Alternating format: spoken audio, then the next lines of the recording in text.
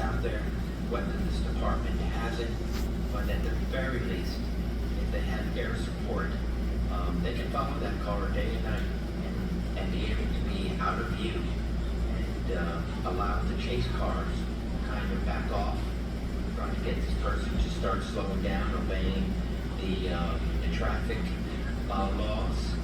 And Oh, this is a real time police pursuit. Going up on sidewalks, so it's possible that they believe they may not be actively pursued here, which is where you want to put the driver at ease for, and then start thinking ahead. How do you get this car locked? So Scott, some details from Fox 11 Los Angeles. They say that the LAPD is on this pursuit. This is a suspect who's believed to have been wanted for reckless driving, and officials have not said if the suspect is wanted for other crimes. But Scott, just the mere action of running from police, driving as radically as they have, clipping another car, driving nearly an officer on foot in a very erratic way. I mean, these things are going to rack up charges, I would assume. So if we're talking about a suspect who's initially wanted for reckless driving, just the mere fact that they're fleeing probably makes the officers, makes law enforcement want them even more. Am I correct? Yeah, it absolutely does. But if that is true, that the charge is a traffic charge. Yes, there are plenty of other charges. You now have a police officer who was potentially hurt, had to jump out of the way as we saw that as this car managed to get through. So there are additional charges that they probably have now risen to the level of felony. Still, I imagine traffic charges, but not knowing LAPD's pursuit policies, I can tell you, at least from my area on the East Coast, that this would have been terminated from that if it is a traffic violation. And we've seen these here. We cover these all the time on Live Now Blue Box. So we appreciate you, as always, Scott, for continuing to be with us. I want to replay that moment, though. If you're going to stay with us here, as we're still watching this pursuit happen, well, let's hang on to this for just a second with the chopper being able to zoom in. We're getting a better vantage point. It appears that person is aiming. Smoking. Yeah. Multitasking. Perhaps enjoying a bottle of smoke before being taken into custody. Or potentially at this point. So that's the closest we've had that shot on the close end of there. So wanted to hang on to that for a second. But as you said, it doesn't appear that there are any officers in the immediate vicinity around them.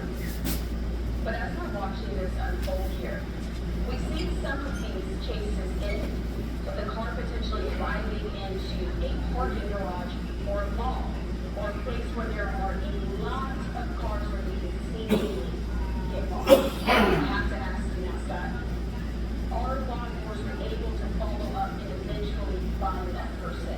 Because once they go into a parking garage or any sort of mechanism, our cameras, we can't see them anymore. Sometimes it appears that the police either follow them in and it's unattempted, but usually if they're so far behind, they don't even know that it appears to know that they are not following them immediately on the jail. So with those situations, when someone's able to go into a parking garage or seemingly evade police, how are officials able to follow up and find that person? So a couple of different things. In fantastic camera shot to be able to get that close to see that person would look to be vaping, smoking, doing something. So you have, first and foremost, are there multiple people? If this person has any passengers, that's always helpful, useful, that if a passenger is able to be interviewed, that hopefully they can provide information. First and foremost, the registration. There's a registration, which I imagine somewhere along the line law enforcement already captured, and then doing their work to do a workup on that registration to say it comes back to that car, it comes back to an individual that we know had maybe had prior police contacts of similar nature, eluding police and whatnot. Oh, they lost them. Enough of that as opposed to I know. stolen car. So thereby that registration does nothing to help identify who's in that car. and or a bad registration. In other words, a registration tag, a license plate that's taken off one car and put on another, which is often if you're going to commit crimes, etc.